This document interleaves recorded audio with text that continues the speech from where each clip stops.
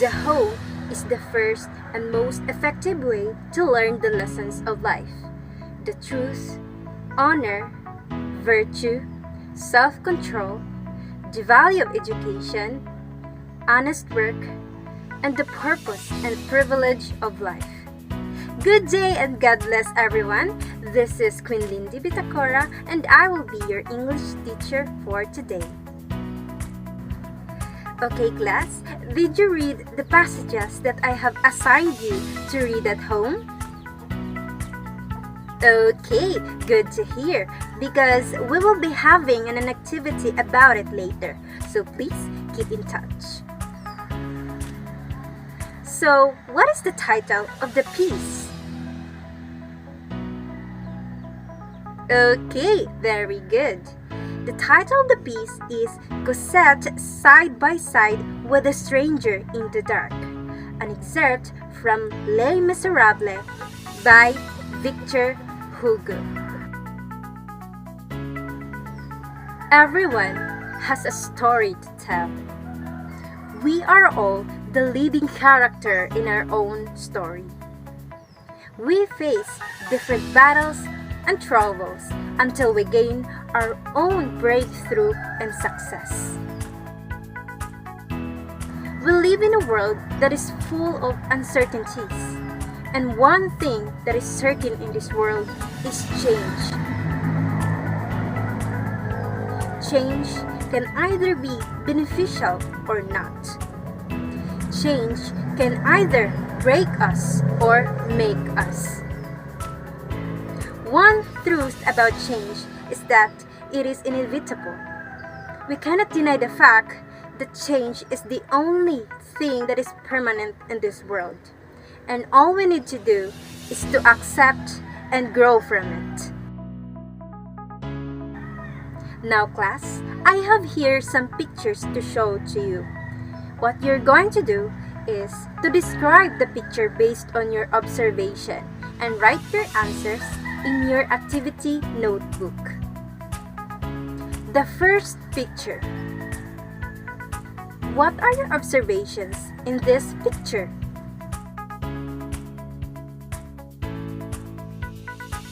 The second picture. What are your observations from this picture?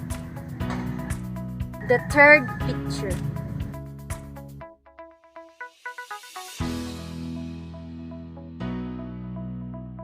How about the fourth picture?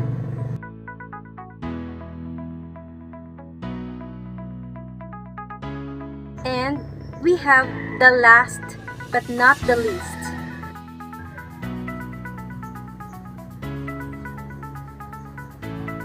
Okay, very good. Thank you so much for your cooperation, class. Okay, class. From the pictures that I have showed to you, what do you think is our topic for today? Okay, very good. This topic may recall to the some key elements of a short story, which are the character, plot, setting, and many more. So, our topic for today is all about the unity of plot, setting, and characterization. At the end of this discussion, you are expected to achieve the following objectives for this session. We have to recall the major elements of a story, complete a story map and story grammar on a material viewed or read, value honesty and independence in accomplishing the tasks. So, what's a story? A short story is a piece of prose fiction that typically can be read in one setting and focuses on self-contained incidents or series of linked incidents, with the intent of evoking a single effect or mood. A short story is one of the oldest types of literature and has existed in the form of legends, mythic tales, folk tales, fairy tales, fables and anecdotes in various ancient communities across the world. While the modern short story developed in early 19th century. So, what is a plot? In a narrative or creative writing, a plot is the sequence of events that make up a story, whether it's told, written, film, or sung. The plot is the story and more especially how the story develops, unfolds, and moves in time. So, the plot refers to the structure or organization of events that make up a fictional story. Plots have sub-elements or parts, which are the exposition, rising action, climax, falling action, and resolution. The first one we have exposition. It is also called as the basic situation or introduction. At the beginning of a story, characters, setting, and the main conflict are typically introduced. It introduces a main character who wants something very much and encounters the problem or conflict while trying to achieve and succeeded. For example, once there was a greedy crocodile who was living on the bank of the Pasig River. The second one, we have rising action. The main character is in crisis and events leading up to facing the conflict begin to unfold. It is where the story becomes complicated. It is also known as complication, where the writer develops the elements of conflict further and new complications of conflict arise. For example, one day, the crocodile thought of getting married, and he said aloud that he will give all he has for his wife. Climax. At the peak of the story, a major event occurs in which the main character faces a major enemy, fear, challenge, and other source of conflict. The most action, drama, change, and excitement occurs here. Climax is the highest point of the plot. It is where the most exciting and suspenseful moment in the story. The climax is when something happens that decides the outcome of the conflict. The fourth one, we have the falling action. It is where the story begins to slow down towards its end, tying up loose ends. It is the after effect of the climax. The story just begins to wind down, however, the problems are not necessarily solved yet. For example, the crocodile asked the peahen to sit on his mouth so that she might not spoil her beautiful feathers with mud. And the last one, we have the resolution. It is also known as the denouement. It is like a concluding paragraph that resolves any remaining issues and ends the story. For example, the crocodile made a good dinner for his wife. So here is the illustration or diagram of a plot, which shows the flows or the organization of the events of a plot, in which it can be subdivided into beginning, middle, and end. And please take note of this. No matter how long the story is, if it has only one plot, it is still considered as a short story. And now, let's proceed with setting. So, what is setting? A setting is the time and place or when and where of the story.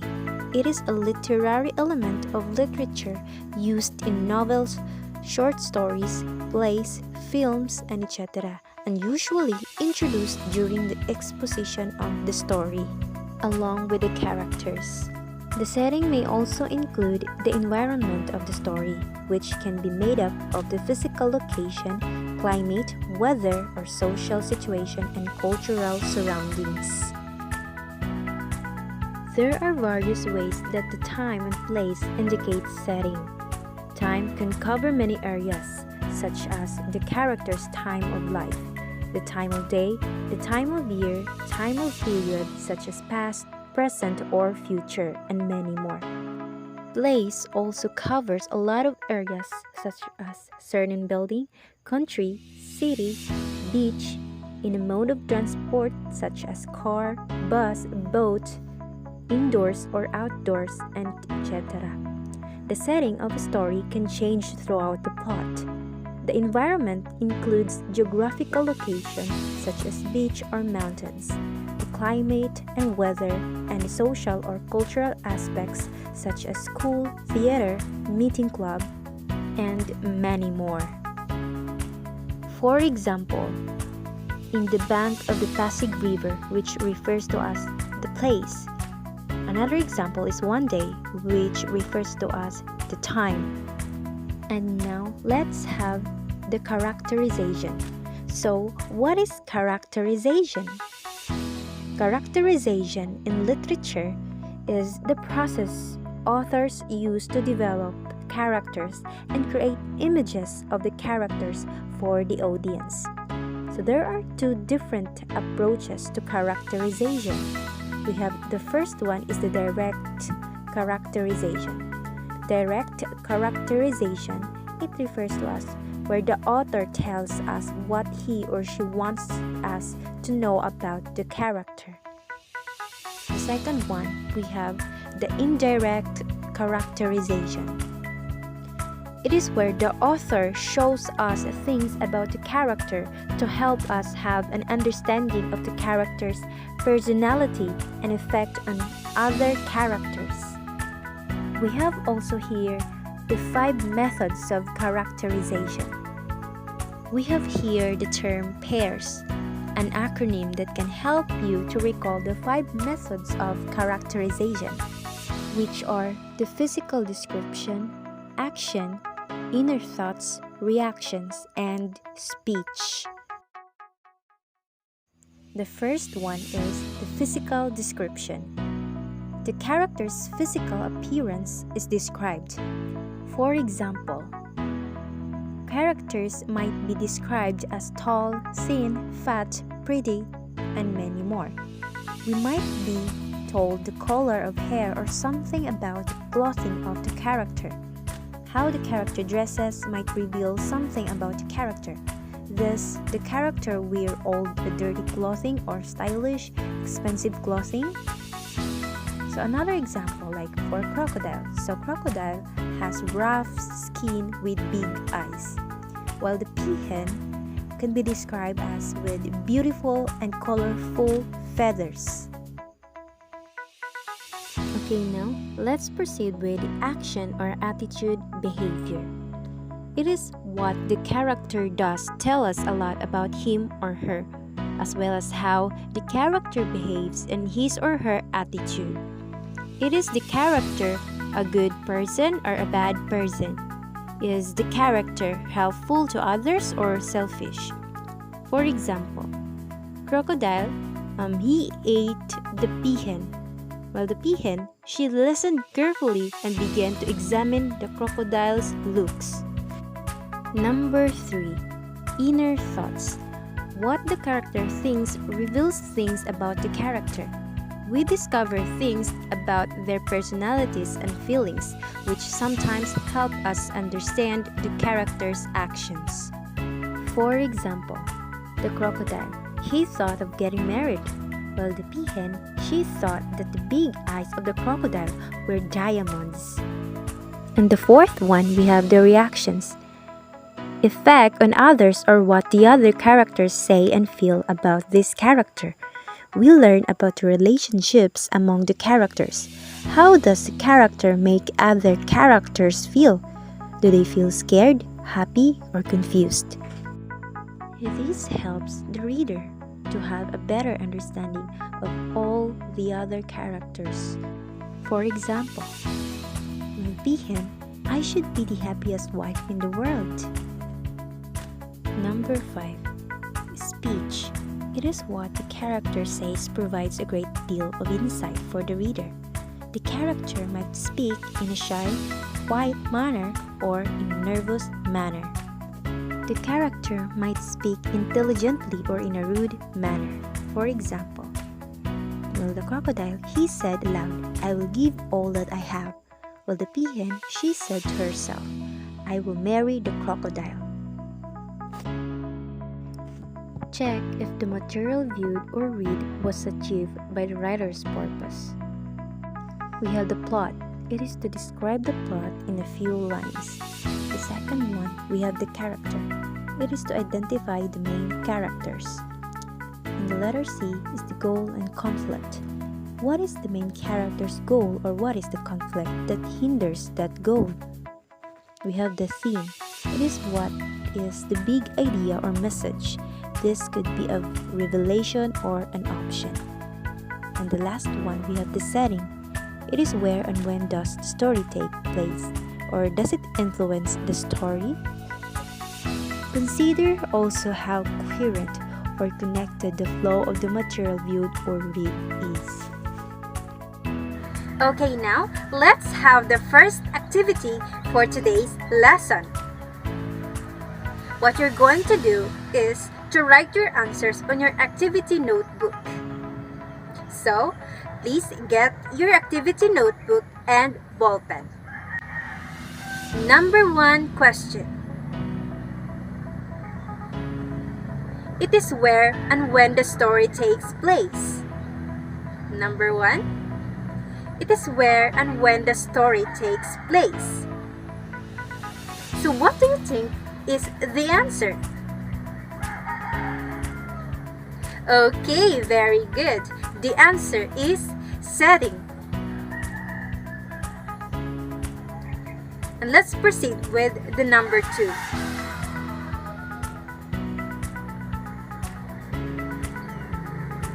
It is the people, the creatures or animal of the story. Again, it is the people, animal or creatures of the story. So what do you think is the answer? Okay, very good. The answer is character or characters. Let's proceed with the number 3. It refers to the series of events which makes up the story. Again, it refers to the series of events which makes up the story. So what do you think is the answer? Okay, the answer is plot. The last but not the least question. Number 4. So, what is a short story?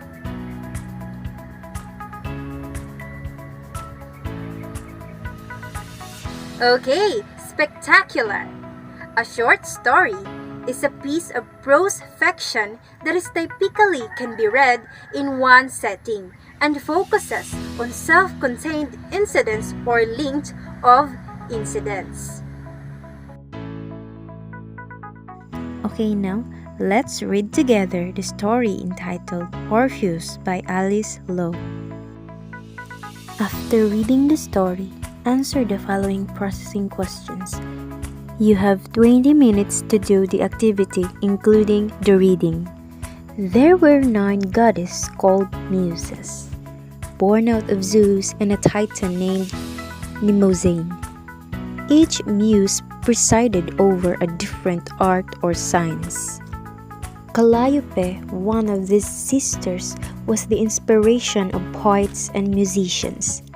She was the mother of Orpheus, a mortal because his father was one, and gave her son a remarkable talent for music.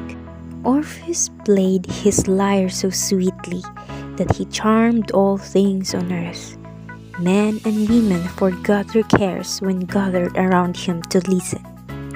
Wild beasts lay down as they gathered around him as if they were tame, entranced by his soothing notes.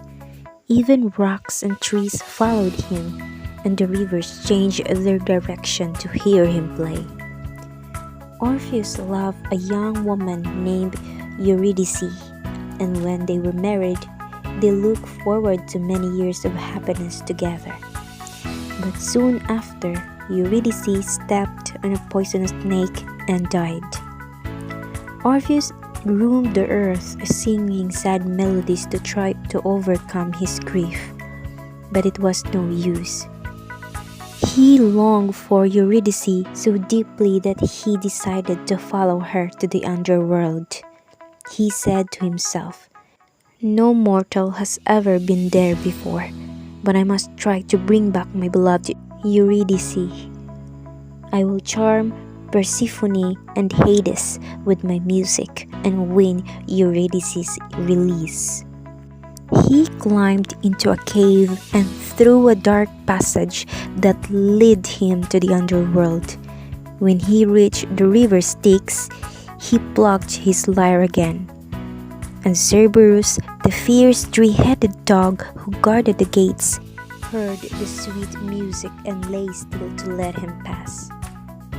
Orpheus continued to play his lyre tenderly as he made his way through the gloomy underworld. The ghosts cried when they heard his sad music. Sisyphus, who had been condemned to roll uphill forever, stopped his fruitless work to listen. Tantalus, who had been sentenced to stand in a pool of receding water, stopped trying to quench his thirst.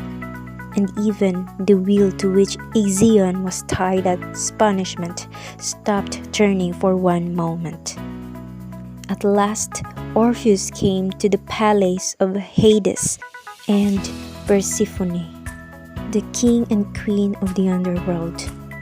Before they could order him to leave, he began his gentle song, pleading for Eurydice. When stern Hades heard Orpheus' song, he began to weep. Cold Persephone was so moved that, for the first time in all her months in the underworld, her heart melted. "Oh, please, my husband," she said to Hades, "let Eurydice be reunited with Orpheus." And Hades replied, "I too feel the sadness of Orpheus. I cannot refuse him." They summoned Eurydice, and the two lovers clasped each other and turned to leave. "Wait," said Hades to Orpheus. "Eurydice is yours to take back to earth on one condition." "What is that?" asked Orpheus. "She must follow you, and you must not look back at her until you are on earth again." "I understand," said Orpheus, "and I am forever grateful." Orpheus and Eurydice left the underworld and made their way through the dark passage that led to the upper world. At last, they reached the cave through which Orpheus had descended. "I can see daylight ahead," called Orpheus to Eurydice. "We are almost there." But Eurydice had not heard him, and so she did not answer. Orpheus turned to make sure that she was still following him. He caught one last glimpse of her arms stretched out to him, and then she disappeared, swallowed by darkness. "Farewell," he heard her cry as she was carried back to the underworld. Orpheus tried to follow her, but this time the gods would not allow it, and so he wandered the earth alone. He sang his sad songs to the trees and longed for the time when he too would die and be reunited with his beloved Eurydice in the underworld. And now, let's answer the processing questions and write it in your activity notebook. The first question: what was the greatest strength of Orpheus? What was his weakness? Number 2. What effect did Orpheus' music have on people and gods, Cite at least one example of this.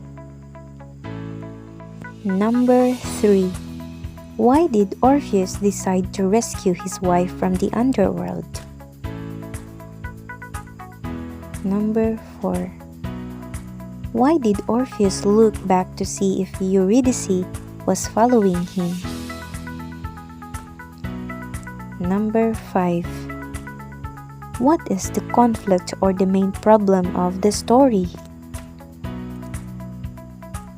Number 6. How was the problem resolved? You have 15 minutes to answer.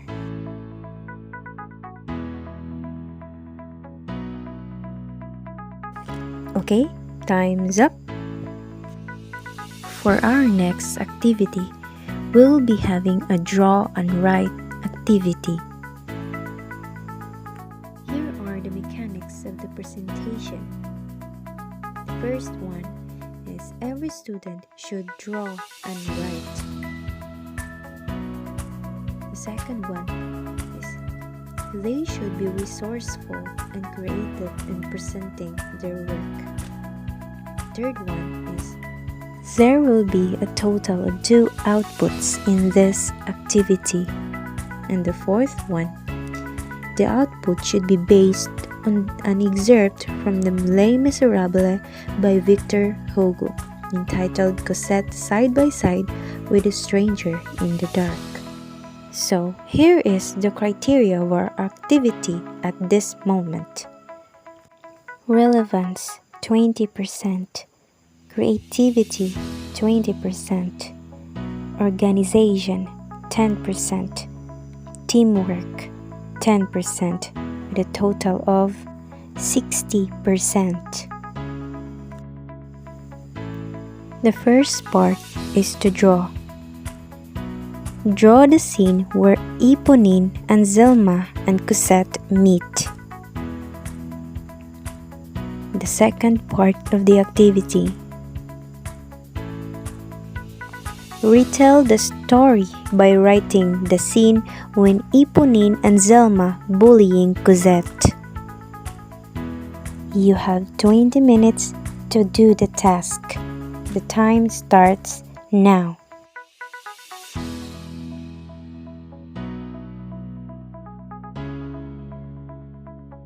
Okay, time's up. Okay, class, let's have the last activity for today. Get a sheet of paper and answer the following task. Please be guided with this rubric in answering the 2 parts of this last assessment. We have the criteria. Clarity, 15%. Relevance, 10%. Appropriateness, 10%. Grammar and mechanics, 5%. With a total of 40%. Part 1. Using a story grammar, analyze any material viewed from the past, be it in a movie or television series. Please refer to the rubric in the above. We have here the format of the activity.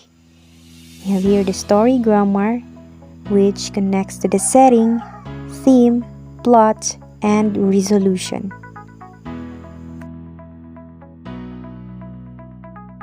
The second part of the last assessment. Tell the purpose of the author in writing the story by answering the activity using the format below. Please refer to the rubric in the above.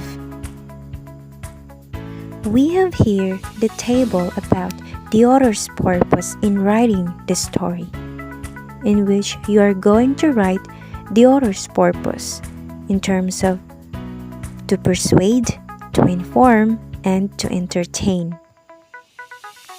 Purpose of the author in writing the story. We have here to persuade, to inform, and to entertain.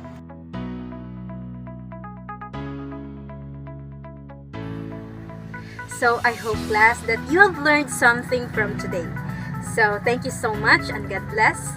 See you in the next meeting. Thank you so much for watching.